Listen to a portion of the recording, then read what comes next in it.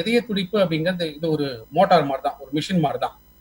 So இந்த machine எதுக்காக தேவைன்னா, இந்த மோட்டார் இது ஒர்க் ஆனா தான் நம்ம உடம்புக்குள்ள ரத்த ஓட்டம் இருக்கும்.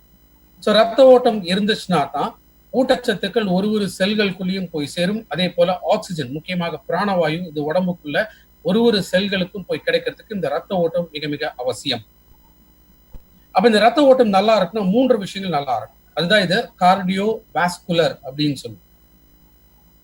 கார்டியோ அப்படின்னா இதயம், வாஸ்குலர்னா ரத்த குழாய்கள், அதுல போகக்கூடிய ரத்த ஓட்டம், இது எல்லாமே சீரா இருக்கும். ஸோ அப்ப ரத்தம் நல்லா இருக்கும், ரத்த குழாய்கள் நல்லா இருக்கும், இதயம் நல்லா இருக்கும். இது 3மே நல்லா இருந்துச்சுன்னா தான் நம்மளுடைய ரத்த ஓட்டம் சீராக இருக்கும் பொழுது உடம்புக்குள்ள பிரச்சனைகள் வராமல் தடுக்க முடியும். ஸோ இது 3மே சரியான முறையில இதோட இயக்கங்கள் சரியான முறையில் நம்ம பாதுகாக்க வேண்டியது ரொம்ப ரொம்ப அவசியம். ஸ்டட்டரிங் ஹார்ட் அட்டாக் அப்படின்னு சொல்றோம். ஸோ இந்த ஸ்டட்டரிங் அப்படிங்கிறது என்னன்னா, ஒரு ஒரு ஒரு ஒரு நேரம் போல நார்மலா இருக்காது. சம்டைம்ஸ் திடீர்னு இந்த பெயின் இருக்கிற மாதிரி இருக்கும், ஆட்டோமேட்டிக்கா கொஞ்ச நேரத்துல இருந்தா அந்த பெயின் குறைய ஆரம்பிக்கும். ஸோ மோஸ்ட்லி நம்ம என்ன நினைக்கிறோம் அப்படின்னா, இந்த விதமான திடீர்னு அந்த செஸ்ட்ல ஒரு பெயின் வரும்போது மேபி அது கேஸ்ட்ரிக் ட்ரபிள் அப்படின்னு சொல்லிட்டு நம்ம இக்னோர் பண்ணிடுவோம். பட் உண்மையிலேயே அது கேஸ்ட்ரிக் ட்ரபிளா இருக்காது. காரணம் என்ன அப்படின்னா, இந்த ரத்த குழாய்கள்ல கொழுப்பு போய் அடைப்பு ஏற்படுத்தும் போது சம்டைம்ஸ் என்ன, இந்த கொழுப்பு முழுமையாக அடைப்பு ஏற்படும். அப்ப ரத்தம் போகிறதுக்கான வழியே அதுல கிடைக்காது. அதே மாதிரி கம்ப்ளீட்டா பிளாக் ஆகும்போது என்ன ஆகும், ஹார்ட்ல நமக்கு அந்த சின்ன ஒரு பெயின் தெரிய ஆரம்பிக்கும். அதே கொஞ்ச நேரத்துல என்ன ஆகும்னா, சம்டைம்ஸ் இந்த கொழுப்பு அப்படியே கொஞ்சம் லைட்டா ரிலீஸ் ஆகி ரத்தம் போறதுக்கு வழியை ஏற்படுத்திக்கும். அப்ப என்ன ஆகும், கிராஜுவலா அந்த பெயின் குறைய ஆரம்பிக்கும். அப்ப நமக்கு என்னன்னா, இது ஒரு வேளை கேஸ் ப்ராப்ளம்னால தான் இந்த பிரச்சனை இருக்கோ அப்படின்னு சொல்லி நம்ம விட்டுருவோம். ஸோ எப்பெல்லாம் டக்குன்னு அந்த அடைப்பு ஏற்படும் போது வலி வரும். ஸோ கொஞ்சம் கேப் அடைச்சு திரும்ப ரத்த ஓட்டம் போனா அந்த வலி கொஞ்சம் கொஞ்சமா குறைய ஆரம்பிக்குது. பட் இந்த கண்டிஷன்ஸ் இதுவும் ஹார்ட் அட்டாக்ல கொண்டு போய் விடலாம். எந்த விதமான சிக்னலோ சிம்டமோ வார்னிங்கோ எதுவுமே கொடுக்காம ஸ்ட்ரெயிட்டாவே நம்ம ஹார்ட் கம்ப்ளீட்டா ஸ்டாப் ஆகிறதுக்கான வாய்ப்பு இருக்கு. இதான் சொல்லும் ஸ்டட்டரிங் ஹார்ட் அட்டாக். ஸோ அப்பைக்கப்ப ஏதாவது திடீர்னு செஸ்ட்ல ஒரு பெயின் இருக்கு அப்படின்னா பெஸ்ட் திங் இசிஜி ஒரு தடவை செக் பண்ணி பாருங்க. In case ECG readings abnormal readings இருந்துச்சு அப்படின்னா இமீடியட்டா ஒரு டாக்டர், கார்டியாலஜிஸ்ட கன்சல்ட் பண்ண வேண்டியது ரொம்ப ரொம்ப அவசியம். ஸோ நம்ம உடம்புக்குள்ள நிறைய ரத்த குழாய்கள் இருக்கு. இந்த ரத்த குழாய்கள் மூலமா தான் ரத்த ஓட்டம் அப்படிங்கிறது இருக்கு. இந்த ரத்த ஓட்டத்தின் மூலமாக தான் ஊட்டச்சத்துக்கள், ஆக்சிஜன், இந்த மாதிரி நிறைய நம்ம உடலுக்கு தேவைப்படக்கூடிய எல்லா விஷயங்களுமே கொண்டு சென்று செல்களுக்குள்ள சேர்க்கப்படுகிறது. ஹார்ட் பீட் அப்படின்னு சொல்லக்கூடியது, ஒரு நார்மலான ஹார்ட் பீட் அப்படிங்கிறது ஒருத்தருக்கு ஒரு நிமிஷத்துக்குள்ள 72 இருந்து 75 முறை இருக்கும். இதுதான் பல்ஸ் அப்படின்னு சொல்லுவோம். நம்ம அந்த நாடி பிடிச்சு பார்ப்பாங்க இல்லையா, அந்த நாடி பிடிச்சு பார்க்கும்போது தெரியும் கரெக்டா 72 75 முறை அந்த பீட் இருக்கு அப்படின்னா நம்மளுடைய பிளட் சர்க்குலேஷன் சீராக இருக்கு அப்படிங்கிறதா இருக்கு. ஸோ இந்த படத்துல நம்ம பார்க்கலாம், முதல்ல இருக்கக்கூடியது இது நார்மலான ஒரு ரத்த குழாய். இந்த ரத்த குழாய்கள்ல ரத்த ஓட்டம் சீராக இருக்கு. ஸோ எந்த விதமான பாதிப்பு இல்லை. ஆனா நம்ம சாப்பிடக்கூடிய உணவுலேருந்து வரக்கூடிய ஊட்டச்சத்துக்களோட உடம்புல இருக்கக்கூடிய இந்த கெட்ட கொழுப்பு சேர்ந்து இது கொலஸ்ட்ராலாக மாறி, இந்த கொலஸ்ட்ரால் ரத்த குழாய்கள், இந்த வால் அப்படின்னு சொல்றோம் இல்லையா, அது மேல கொஞ்சம் கொஞ்சமா அப்படியே படிய ஆரம்பிக்கும். ஸோ இந்த வால்ல இந்த கொழுப்பு படிய ஆரம்பிக்கும் போது என்ன ஆகுன்னா, ரத்த ஓட்டம் கொஞ்சம் கொஞ்சமா குறைஞ்சிக்கிட்டே வரும். ரத்த குழாய்கள் நேரோ ஆகும். நேரோ அப்படின்னா அதோட அகலம் கொஞ்சம் கொஞ்சமா குறைஞ்சிக்கிட்டு ரத்தம் போகக்கூடிய அளவு குறைஞ்சிக்கிட்டே வரும். ஸோ ஒரு ஸ்டேஜ்ல என்ன ஆகும் அப்படின்னா, இந்த மாதிரி ரத்த குழாய்கள் முழு அடைப்பு இந்த கொழுப்புனால ஏற்படக்கூடியது.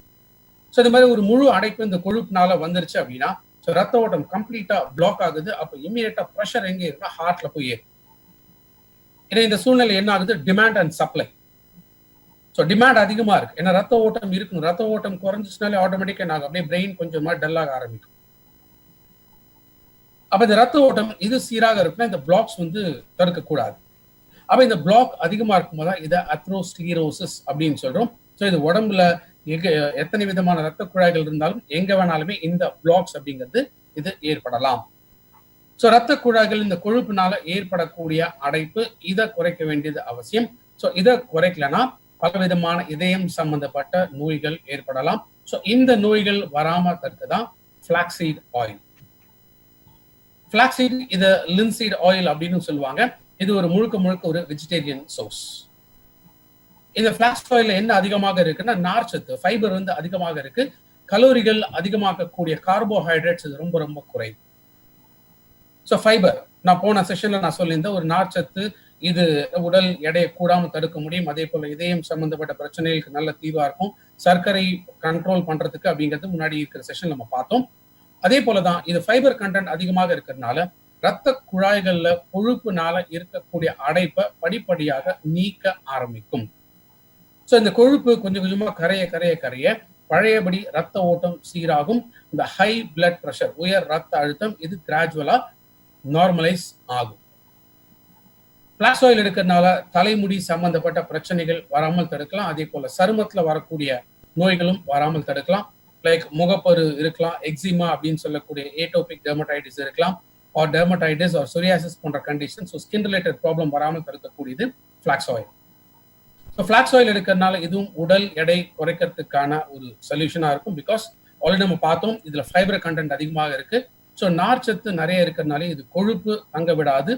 ஸோ அதே போல உடல் அவர் வயிறு வந்து ஒரு ஒரு ஃபுல்னஸ் அப்படின்னு சொல்றோம். ஸோ இந்த ஃபுல்னஸ் அதிகமாக இருக்கிறதுனால நமக்கு திரும்ப திரும்ப சாப்பிடணும், அதுவும் முக்கியமாக அந்த நொறுக்கு தீனி அப்படின்னு சொல்லக்கூடிய விஷயங்கள் இதை சாப்பிடுறத குறைக்க ஆரம்பிக்கும். ஸோ கிராஜுவலா வெயிட் லாஸ் வேணும் அப்படின்னு நினைக்கிறவங்களுக்கும் ஃபிளாக்ஸ் ஆயில் எடுக்கும். முக்கியமா 2 விதமான thyroid condition, hyper thyroid or hypothyroid. So எந்த விதமான தைராய்டு கண்டிஷன்ஸ் இருந்தாலும் ஃபிளாக்ஸ் ஆயில் ரெக்கமெண்ட் பண்ணலாம். ஸோ உடம்புல இருக்கக்கூடிய கெட்ட கொழுப்பை குறைச்சு நல்ல கொழுப்பை அதிகமாகிறதுனாலேயே ஸோ இதயத்தோட ஃபங்க்ஷன்ஸ் எப்போதுமே ஆரோக்கியமாக இருக்கும்.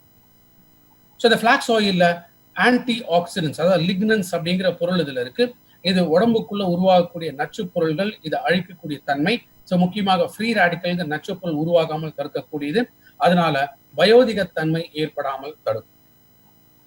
ஸோ லாஸ்ட் செஷன் நான் சொல்லியிருந்தேன், 60 வயசுக்கு மேல நோய்கள் வந்தா பிரச்சனை இல்லை, பட் இன்னைக்கு இந்த வயோதிகம் அப்படிங்கிறது 40 வயசுல வர ஆரம்பிக்குது அப்படின்னு சொல்லி. ஸோ ஃபிளாக்ஸ் ஆயில் நம்ம ரெகுலரா எடுக்கிறதுனால இந்த ஆன்டி ஏஜிங் ப்ராப்பர்ட்டிஸ் இருக்கிறதுனால இளமையில் முதுமை அப்படிங்கிற தன்மை வராமல் தடுக்க முடியும். அதே போல ஃபிளாக்ஸ் ஆயில் எடுக்கிறதுனால இதுவும் ஒரு நல்ல டைஜஸ்டிவ் என்சைம் அப்படின்னு சொல்லலாம். ஸோ செரிமான சக்தியை அதிகப்படுத்தக்கூடியது. ஃபிளாக்ஸ் ஆயில் எடுக்கிறதுனால புற்றுநோய்கள், சில புற்றுநோய்கள் முக்கியமாக மார்பக புற்றுநோய், புரோஸ்டேட்ல வரக்கூடிய புற்றுநோய், ஓவரிஸ்ல வரக்கூடிய புற்றுநோய் ஒரு கொலோன் கேன்சர். ஸோ இந்த மாதிரி புற்றுநோய்கள் வராமல் தடுக்க முடியும். கிட்டத்தட்ட 50-60% ஒமேகா 3 அப்படிங்கிற ஒரு முக்கியமான நல்ல கொழுப்பு ஃபிளாக்ஸ்ல இருக்கு. அதே மாதிரி ஒரு 18-25% ஒமேகா 6 அப்படிங்கிற இந்த ஃபிளாக்ஸ், இந்த ஒமேகா 3 இதுவும் ஃபிளாக்ஸ் ஆயில்ல இருக்கு. எஸ்பெஷலி லேடிஸ் பொறுத்த வரைக்கும் இர்ரெகுலர் பீரியட்ஸ் இருக்கு அப்படின்னா, பிகாஸ் அதுவும் ஹார்மோன் இம்பேலன்ஸ்னால வரக்கூடிய ஒரு ப்ராப்ளம். ஸோ ஃபிளாக்ஸ் ஆயில் எடுக்கிறதுனால அந்த ஹார்மோன் இம்பேலன்சஸ் கண்ட்ரோல் ஆகும். ஸோ ரெகுலர் பீரியட்ஸ் இந்த 28 டேஸ் அப்படிங்கிற இந்த சைக்கிள்ஸ் வந்து மெயின்டைன் ஆகும். அதே போல 50 வயது நெருங்கக்கூடிய பெண்களுக்கு மெனோபாஸ் அப்படிங்கிற ஒரு ஸ்டேஜ் ஆரம்பிக்குது. ஈவன் இந்த மெனோபாஸ் ஸ்டேஜ்லயுமே என்ன ஆகும்னா, ஈஸ்ட்ரோஜன்கிற இந்த ஹார்மோன் இதோட இம்பேலன்ஸ் அதிகமாக இருக்கிறதுனால புற்றுநோய் வர ஆரம்பிக்கலாம். ஸோ 50 வயதுக்கு மேல இருக்கக்கூடிய பெண்கள் அவர் மெனோபாஸ் நெருங்கக்கூடிய பெண்கள் டெய்லி ஃபிளாக்ஸ் ஆயில் எடுத்துட்டு வர்றதுனால அந்த வயதான காலத்துல இந்த புற்றுநோய் வராமல் தடுக்க முடியும். ஸோ ஃபிளாக்ஸ் ஆயில் ஒரு நாளைக்கு 3 கேப்சூல் சாப்பிட்ட பிறகு எடுத்துட்டு வர. ரத்த குழாய்கள்ல கொழுப்புனால அடைப்பு ஏற்படுறத நம்ம பார்க்கிறோம். அதே மாதிரி சில காரணங்களால என்ன ஆகும்னா, ரத்த குழாய்களோட விரிவுத்தன்மை குறைய ஆரம்பிக்கலாம். சராசரியா ஒரு நாளைக்கு 7200 லிட்டர் ரத்தம் நம்ம உடம்புக்குள்ள ஓடிட்டு, அதுதான் இந்த ஹார்ட் பீட் அப்படின்னு சொல்றோம் இல்லையா. ஸோ 72 பல்ஸ் அப்படிங்கிறத பார்த்தோம். ஸோ ஆவரேஜா ஒரு 75 வயசு வரைக்கும் நம்ம உயிர் வாழ போறோம்னா அப்ப கிட்டத்தட்ட 2.5 பில்லியன் டைம்ஸ் நம்மளுடைய இதய துடிப்பு அப்படிங்கிறது இருக்கு. ஸோ இதய துடிப்பு இது சீராக இருந்தா தான் ரத்த குழாய்கள் மூலமாக இந்த ரத்த ஓட்டம் சீராக இருக்கும். ஸோ ஆவரேஜா 7200 லிட்டர்ஸ் பிளட் நம்ம பாடிக்குள்ள டெய்லி சர்க்குலேட் ஆகிட்டு இருக்கு. ரத்தத்துல சர்க்கரையோட அளவு அதிகமாகும் போது என்ன ஆகும்னா, இது ரத்த குழாய்கள்ல கன்ஸ்ட்ரக்ஷன் அப்படின்னு சொல்லுவோம். அதாவது ரத்த குழாய்கள் நேரோ ஆகும், ரத்த குழாய்கள் சுருங்க ஆரம்பிக்கும். அதாவது ரத்த குழாய்கள்ல இருக்கக்கூடிய அந்த எலாஸ்டிசிட்டி, விரிவுத்தன்மை இது குறைய ஆரம்பிக்கிறதுனால ரத்த குழாய்கள் நேரோ ஆகும்போது திரும்ப என்ன ஆகுது, ரத்த ஓட்டம் குறைய ஆரம்பிக்கலாம். ஸோ இந்த ரத்த ஓட்டம் குறைஞ்சிச்சுனால என்ன ஆகுது, திரும்ப அதே போல டிமாண்ட் அண்ட் சப்ளை அதிகமாகுது. ஸோ இதயம் சம்பந்தப்பட்ட பல விதமான நோய்கள் ஏற்பட ஆரம்பிக்கலாம். லைக் கரோனரி ஆர்டரி டிசீஸ் இருக்கலாம், ஒரு அத்ரோஸ்க்ளீரோசிஸ் ஏற்படலாம், ஒரு ஹார்ட் அட்டாக், ஒரு ஹை பிளட் ப்ரெஷர், இந்த மாதிரி இதயம் சம்பந்தப்பட்ட நிறைய நோய்கள் ஏற்பட ஆரம்பிக்கலாம். எல் ஆர்ஜினின் அப்படிங்கிறது இது ஒரு நேச்சுரலான ஒரு காம்பவுண்ட். ஸோ இந்த எல் ஆர்ஜினின்ல resveratrol, antioxidants, vitamins, minerals, folic acid, இந்த மாதிரி நிறைய ஊட்டச்சத்துக்கள் இந்த எல் ஆர்ஜினின்ல இருக்கு. ஸோ எல் ஆர்ஜினின் எடுக்கும்போது என்ன ஆகும்னா இது நைட்ரிக் ஆக்சைடா இது கன்வெர்ட் ஆகுது. பிகாஸ் இந்த நைட்ரிக் ஆக்சைடு அப்படிங்கிறது இது பொதுவாக ஒரு கரண்ட் மாதிரி, ஒரு ஷாக் மாதிரி ரத்த குழாய்களுக்குள்ள கொடுத்துட்டே போகும். ஸோ இந்த ஷாக் கிடைக்க கிடைக்க கிடைக்க என்ன ஆகுதுன்னா சுருங்கி இருக்கக்கூடிய இந்த ரத்த குழாய்கள் இது விரிவடைய ஆரம்பிக்கும். அதுதான் என்ன சொல்றோம், வாசோ டைலேஷன். இந்த வாசோ டைலேஷன் இது ஏற்படும் போது பழையபடி ரத்த ஓட்டம் ரத்த குழாய்களுக்குள்ள சீராக நடக்க ஆரம்பிக்கும். ஸோ உயர் ரத்த அழுத்தம், ஹை பிளட் ப்ரெஷர். ஸோ இந்த ப்ரெஷர் அப்படிங்கிறது என்ன, பிளட் ப்ரெஷருங்கிறது என்ன? ஸோ பொதுவா ரத்த குழாய்களுக்குள்ள இந்த ரத்த ஓட்டம் இருக்கும் பொழுது இந்த ரத்தம் அந்த ரத்த குழாய்கள் அதோட வால் அப்படின்னு சொல்லும், அந்த வாலை அழுத்திக்கு தான் அந்த ரத்த ஓட்டம் அப்படிங்கிறது இருக்கு. அப்ப எவ்வளவுக்கு எவ்வளவு அழுத்தம் கொடுத்து அந்த வேகமான ஒரு ஓட்டம் இருக்குதோ அதுதான் பிளட் ப்ரெஷர் அப்படின்னு சொல்றோம். ஸோ இந்த அழுத்தம் ரொம்ப அதிகமாச்சுன்னா இந்த ஹை பிளட் ப்ரெஷர், இந்த அழுத்தம் குறைய குறைய இதை லோ பிளட் ப்ரெஷர் அப்படின்னு சொல்ல முடியும். ஸோ ஒரு நார்மலான ஒரு பிளட் ப்ரெஷர் அப்படிங்கிறது 120/80. ஸோ இது அப் டு ஒரு 45-50 இயர்ஸ் வரைக்கும் இந்த 120/80ங்கிற நார்மல் பிளட் ப்ரெஷர் மெயின்டைன் பண்ண வேண்டியது அவசியம். அந்த வயதை தாண்டும் போது லைக் 60 வயசு 70 வயசு இந்த ஏஜ்ல இருக்கிறவங்க அட்லீஸ்ட் 140/90. ஏன்னா வயது ஏற ஏற இந்த காரணங்கள்னால கூட என்ன ஏற்படலாம், ரத்த குழாய்களோட அந்த எலாஸ்டிசிட்டி குறைய ஆரம்பிக்கலாம். ஸோ 140/90 இது நார்மலான blood pressure above 60 years of age. So இந்த ரத்த ஓட்டம் இது சீராக இருக்கும்போது ஆட்டோமேட்டிக்கா உயர் ரத்த அழுத்தம் ஒரு ஹை பிளட் ப்ரெஷர் இது திரும்ப நார்மல் லெவல்ஸ்க்கு கொண்டு வர முடியும். ரத்த குழாய்கள்னால கொழுப்புனால ஏற்படக்கூடிய அந்த அடைப்பு, முக்கியமாக ஆர்டரிஸ், நல்ல ரத்தம் கொண்டு போகக்கூடிய ரத்த குழாய்கள், இந்த ஆர்டரிஸ் அப்படின்னு சொல்றோம். கெட்ட ரத்தம் கொண்டு போகக்கூடிய ரத்த குழாய்களை வெயின் அப்படின்னு சொல்றோம். ஸோ இந்த நல்ல ரத்தம் கொண்டு போகக்கூடிய ஆர்டரிஸ் ஆர் இதயத்திலேருந்து அந்த நல்ல ரத்தம் உடல் முழுக்க எல்லா உறுப்புகளுக்கும் போய் சேரும். ஸோ ஹார்ட்ல இருந்து போகக்கூடிய இந்த ரத்தத்துல அந்த ரத்த குழாய்கள்ல அடைப்பு இருக்கக்கூடியதான் ஆர்டீரியோஸ்க்ளீரோசிஸ் அப்படின்னு சொல்லி. பொதுவாக எல்லா விதமான ரத்த குழாய்களுமே இருக்கக்கூடிய அடைப்பை அத்ரோஸ்க்ளீரோசிஸ் அப்படின்னு இந்த மெடிக்கல் டேர்ம்ல நம்ம மென்ஷன் பண்றோம். ஸோ எல் ஆர்ஜினின் எடுக்கிறதுனால உடல் உறுப்புகள்ல அந்த வீக்கம் ஏற்படாமல் தடுக்க முடியும், இன்ஃப்ளமேஷன். ரெண்டாவது ஆர்டீரியோஸ்க்ளீரோசிஸ், அதாவது இந்த கொழுப்பு கரைக்க ஆரம்பிக்கிறதுனால ஹார்ட் அட்டாக் வராமல் தடுக்க முடியும். இன்கேஸ் ரத்த குழாய்கள்ல ஏதோ ஒரு பாதிப்பு இருந்துச்சுன்னா, ரத்த குழாய்கள்ல இருக்கக்கூடிய டேமேஜஸ் இருந்துச்சுன்னா அந்த டேமேஜஸை ரிப்பேர் பண்ணி ஹெல்த்தியான ரத்த குழாய்களாக மாற்றக்கூடியது. காரணம் நம்ம உடம்புக்குள்ள கிட்டத்தட்ட 360 மில்லியன் ரத்த குழாய்கள் இருக்கு. இந்த ரத்த குழாய்களோட இணைப்பு இதுதான் ரத்த ஓட்டத்தை சீர் பண்ண முடியும். அதே போல கன்ஜஸ்டிவ் ஹார்ட் ஃபெயிலியர் அப்படின்னு சொல்லும் or coronary artery disease. So இதுவும் இதயத்துல வரக்கூடிய சில முக்கியமான நோய்கள். So high blood pressure or even low blood pressure இருந்தாலுமே இந்த பிளட் ப்ரெஷர் லெவல்ஸை திரும்ப பேலன்ஸ்க்கு கொண்டு வரக்கூடியது எல் ஆர்ஜினின்.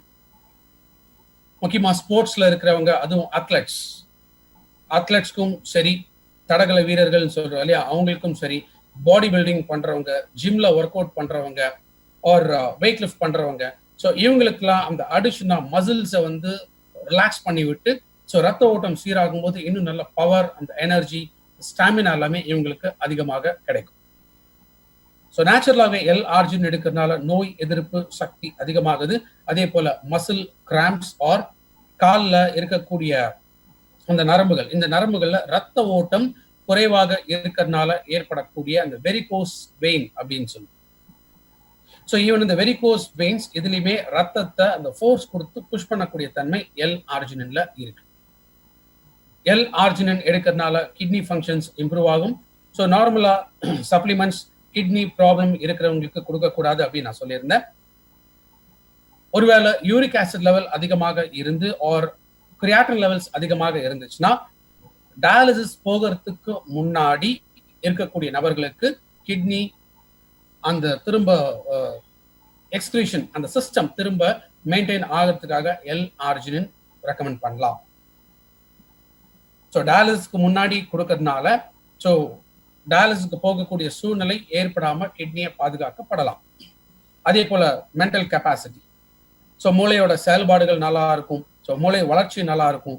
நல்ல ஒரு ஞாபக சக்தி அதிகமாக இருக்கும். ஒரு செயல் திறன் அப்படின்னு சொல்ல, சிந்திக்கக்கூடிய திறன், ஒரு செயல்திறன், இது எல்லாமே ரொம்ப ஹெல்த்தியா இருக்கும். L-arginine எடுக்கிறதுனால எரக்டைல் டிஸ்ஃபங்க்ஷன் அப்படின்னு சொல்றோம். அதாவது செக்ஷுவல் ப்ராப்ளம்ஸ், இதுவும் ஒரு விதமான ஒரு செக்ஷுவல் ப்ராப்ளம் ஆர் ஆண்கள் மலட்டுத்தன்மை, இன்ஃபர்டிலிட்டி. ஸோ இந்த கண்டிஷன்ஸ்லையுமே L-arginine கொடுக்கலாம். பிகாஸ் L-arginine ரத்த ஓட்டத்தை சீராக்கிறதுனால ஸோ நேச்சுரலா அந்த பிளட் சர்க்குலேஷன் ஒரு ஆக்சிஜன் சப்ளை அதிகமாகும் பொழுது எரக்டைல் டிஸ்ஃபங்க்ஷன் ஒரு செக்ஷுவல் ப்ராப்ளம்ஸ் வராமல் தடுக்க முடியும். அதே போல விந்தணுக்கள் சம்பந்தப்பட்ட குறைபாடுகள் இருந்ததுன்னா காரணம் டெஸ்டோஸ்டிரோன் அப்படின்னு சொல்லக்கூடிய இந்த ஹார்மோன். ஸோ இந்த ஹார்மோன்ஸ் ஸ்டிமுலேட் பண்றதுனால இன்ஃபர்டிலிட்டி போன்ற பிரச்சனைகள் வராமல் தடுக்க முடியும்.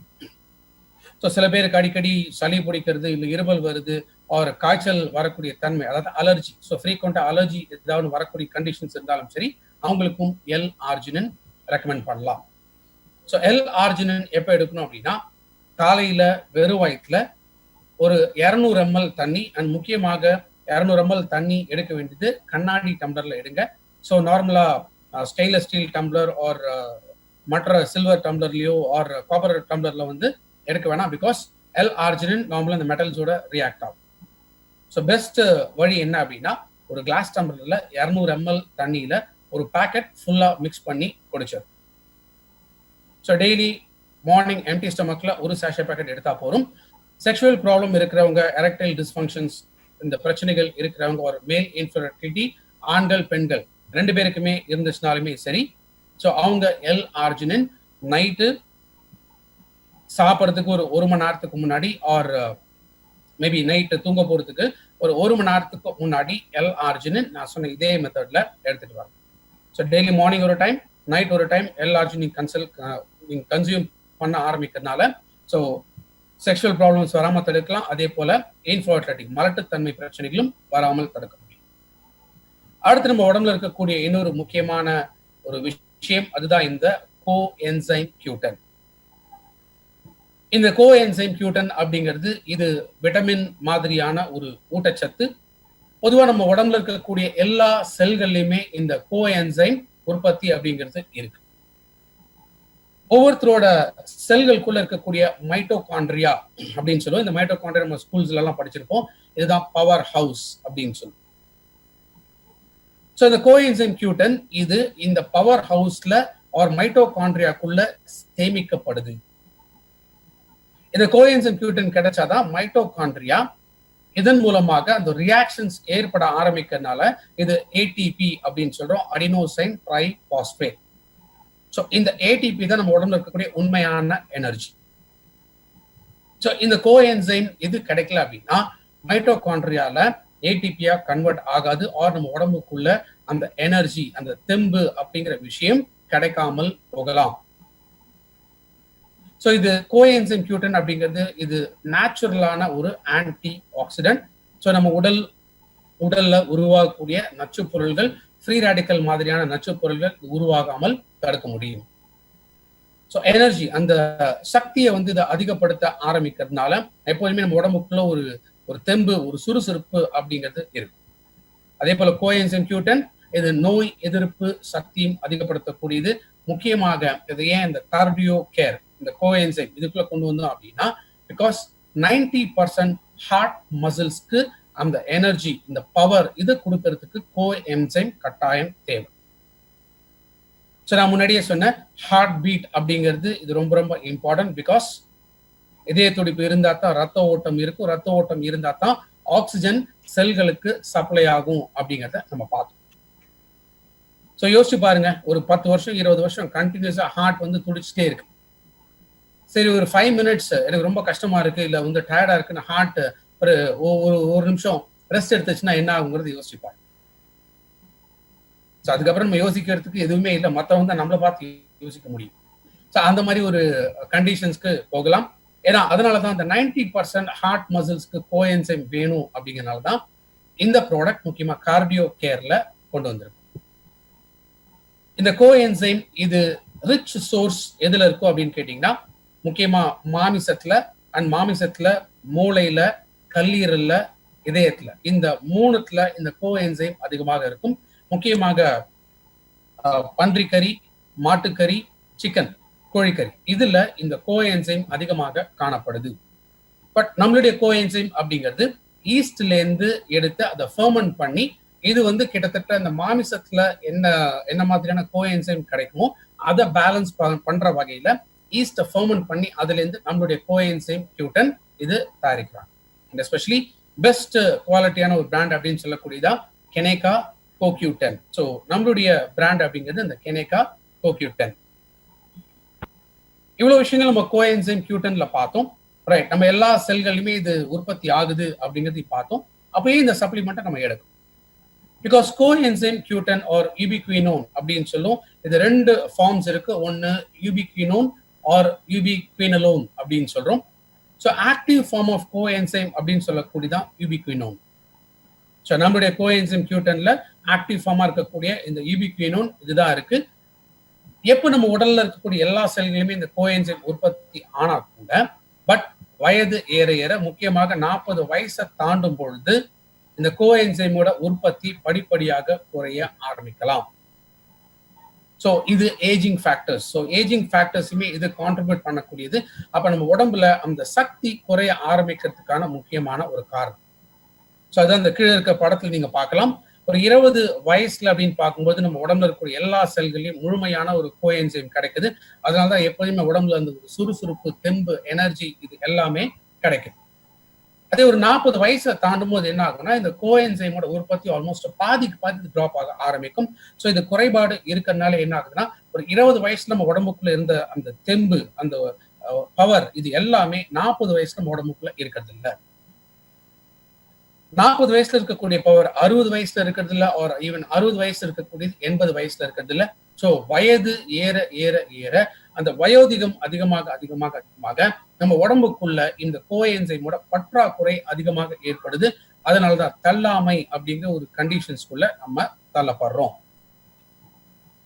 ஆர் ஈவன் நேச்சுரலாகவே இந்த கோஎன்சைம் அப்படின்னு எடுத்துக்கும் பொழுது ஒரு சின்ன எக்ஸாம்பிள் நான் சொல்றேன். இப் சப்போஸ் ட்ரெயின் பிடிக்க போறீங்க, அப்பதான் ஸ்டேஷன் உள்ள என்டர் ஆறீங்க. மேக்ஸிமம் பண்ண 5 மினிட்ஸ்ல ட்ரெயின் கிளம்ப போகுது.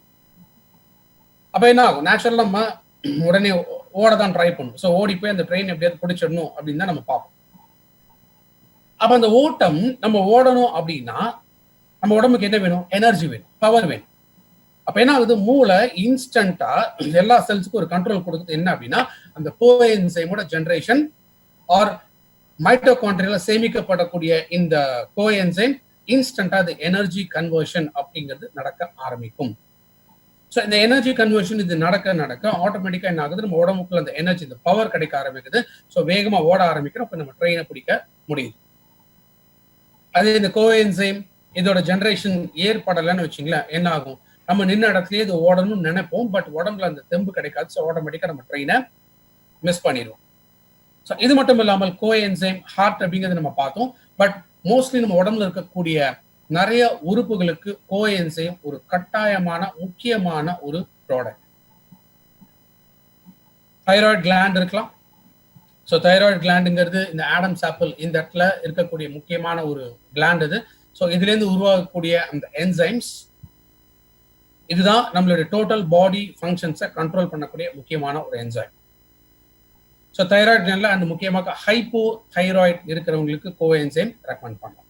லங்ஸ், ஸோ நுரையீரல் பொறுத்த வரைக்கும் ஆஸ்மா பிரச்சனை இருக்கிறவங்களுக்கு இல்லைன்னா க்ரானிக் அப்ஸ்ட்ரக்டிவ் பல்மனரி டிசீஸ் அப்படின்னு சொல்லுவோம். அதாவது லங்ஸ்ல எப்போதுமே பெர்மனண்டா இந்த சளினால இருக்கக்கூடிய அடைப்பு, இதுதான் க்ரானிக் அப்ஸ்ட்ரக்டிவ் அப்படின்னு சொல்லுவோம். பல்மனரி அப்படிங்கிறது செஸ்ட் லங்ஸ். ஸோ இதுல சளினால அதிகம் ஏற்படக்கூடிய அந்த நுரையீரல் சம்பந்தப்பட்ட பிரச்சனைகள். லிவர், கல்லீரல். ஸோ கல்லீரல்ல ஏற்படக்கூடிய அந்த அழுத்தங்கள் அப்படிங்கிறத சொல்லும். ஏன்னா கல்லீரலோட முக்கியமான ஃபங்க்ஷன் என்ன? நம்ம ரத்தத்தை சுத்திகரிச்சு அதுல இருந்து அந்த கழிவுகளை உடம்புல இருந்து வெளியில தரும். ஸோ லிவர் டேமேஜஸ் இருந்து அதுக்காக கோஎன்சைம் ரெக்கமெண்ட் பண்ணலாம். அதே போல kidney functions. So dialysis condition போகிறதுக்கு முன்னாடி இருந்தாங்கன்னா அதே போல இந்த கிரியாட்டின் லெவல்ஸோ இல்லை யூரிக் ஆசிட் லெவல்ஸ் அதிகமாக இருக்கக்கூடிய ஸ்டேஜ்ல கோஎன்சைம் ரெக்கமெண்ட் பண்றதுனால கிட்னி ஃபங்க்ஷன்ஸ் திரும்ப பிக்கப் ஆக ஆரம்பிக்கலாம். ஸோ டயாலிசிஸ் போகாம தடுக்க முடியும். அதே போல ஃபில்ட்ரேஷன், கிட்னியோட அந்த ஃபில்ட்ரேஷன் சிஸ்டம்ல இந்த நச்சு பொருள்கள் அதிகமாக தங்க ஆரம்பிக்கிறதுனாலுமே கிட்னி ஃபங்க்ஷன்ஸ் டேமேஜ் ஆகலாம்.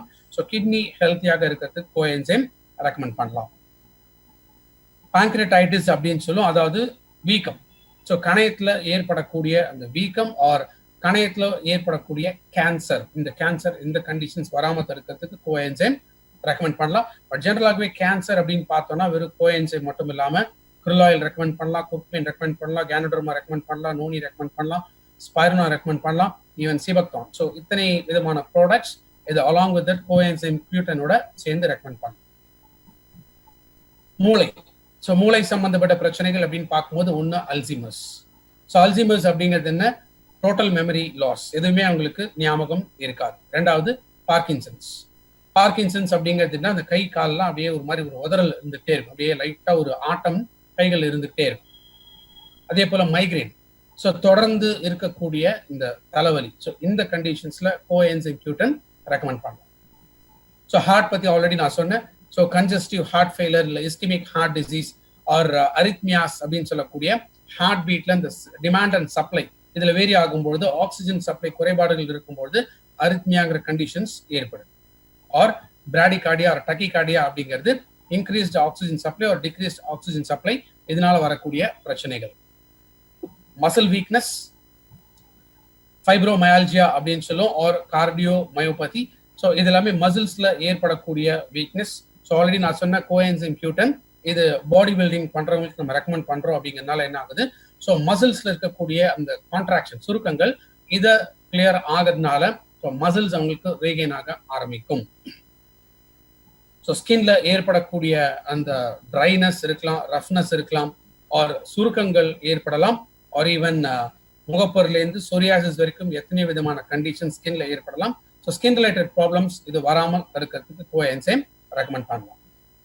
விரைப்பைகள், டெஸ்டிகல்ஸ். ஸோ இந்த விரைப்பைகள் இதுல ஸ்போம்ஸ் சரியாக உற்பத்தி ஆகிறதுக்காகவும் கோஎன்சைம் ரெக்கமெண்ட் பண்ணலாம். ஆர் ஈவன் ஃபீமேல், ஸோ பெண்கள் பொறுத்த வரைக்கும் சினை முட்டைகள் இது உருவாகிறதுக்காகவும் கோஎன்சைம் ரெக்கமெண்ட் பண்ணலாம். ஸோ L-arginine, கோஎன்சைம் Q10 இந்த ரெண்டு ப்ராடக்ட்மே செக்ஷுவல் ப்ராப்ளம்ஸ் ஆர் இன்ஃபர்டிலிட்டி இந்த ரெண்டு கண்டிஷன்ஸ்க்கு ரெக்கமெண்ட் பண்ணலாம்.